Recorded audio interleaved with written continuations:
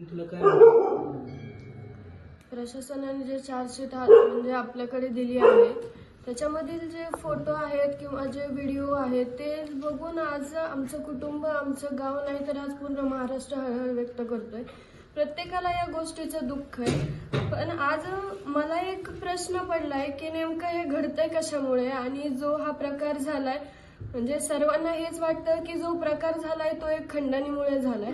जी माझ्या वडिलांची क्रूर हत्या करण्यात आली याच्या मागलचे जे लोक आहेत त्यांनी म्हणजे समजा हे खंडणी गोळा करण्यासाठी म्हणजे आमच्या मसाजोगमध्ये आलते स्पेशली आणि त्यांनी जी हाणमार केली आणि माझ्या वडिलांची जी त्याच्यातून घडलेली हत्या आहे नेमकं ही खंडणी जात कोणाकडे होती आणि ती खंडणी मागायला कोणी यांना पाठवलं होतं. त्यांच्या वरदहस्ताशिवाय हे होऊच शक्य नाहीये.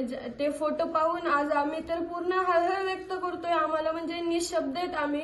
याबद्दल आम्ही काय बोलावं हे आम्हाला सुचत नाहीये. सगळीकडे दुःख आहे, सगळीकडे शुकशुकाट आहे.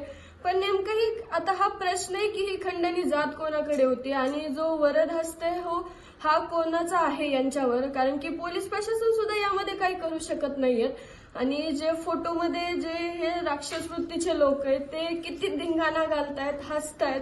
जे त्यांनी अमानुष केलेलं कृत्य त्याला म्हणजे तोंड नाहीये आज काही बोलायला. आणि जी वेळ आज आमच्या कुटुंबावर आली ती तर कोणावर येऊ नये.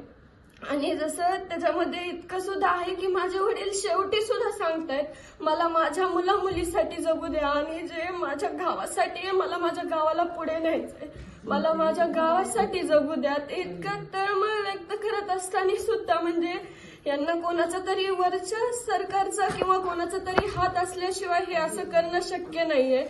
त्यांची जी तळमळ होती ती गावासाठी होती, आमच्यासाठी होती, तरी पण त्यांनी हे त्यांचे न ऐकता त्यांना इतकं अमानुषपणे मारलं. ही कोणाचे तरी याच्यामध्ये प्रमुख हात आहे. ही नेमकं हात कोणाचा आहे सरकारने सुद्धा लवकरात लवकर कळवलं पाहिजे आणि त्यांना सुद्धा यामध्ये सहआरोपी करून कठोरात कठोर शिक्षाही दिलीच पाहिजे.